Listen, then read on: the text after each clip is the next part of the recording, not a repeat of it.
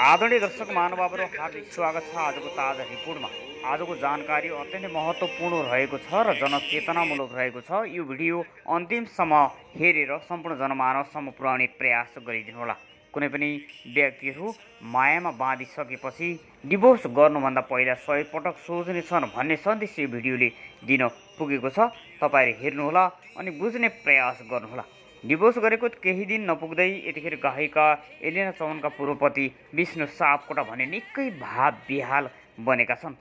निकै यतिखेर सहनै नसक्ने पीडामा देखिएका छन्।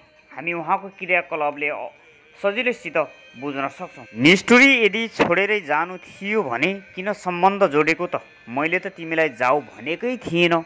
तिमीले आफै डिभोर्सको फाइल भर्यौ अनि आफै टारिन खोज्यौ। म एक्लै भएको छु आज।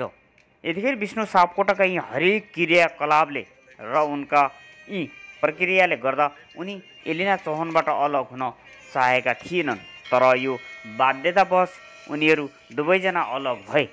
अलग भएको केही समयमा उनीहरूले भाव विहाल स्टाटस समेत सामाजिक सञ्जालमा व्यक्त समेत गरेका थिए। उक्त स्टाटसले दुनियाँलाई रोएको पनि थियो। यतिखेर पनि विष्णु सापकोटा भने एलिना चौहानलाई फलो गरिरहेका छन्। उनका हरेक गीतमा टिकटक समेत बनाइरहेका छन्। साथै एलिना चौहानको फोटो समेत जोडेर उनले भिडियो समेत बनाएर सामाजिक सञ्जालमा पोस्टर समेत गरेका छन्। यदि उनी अलग हुन चाहन्थे भने उनी यस्तो भिडियोहरू बनाउँथिनन् होला अनि उनका फोटोहरू जोड्थिनन् होला। तपाईहरुलाई के लाग्छ?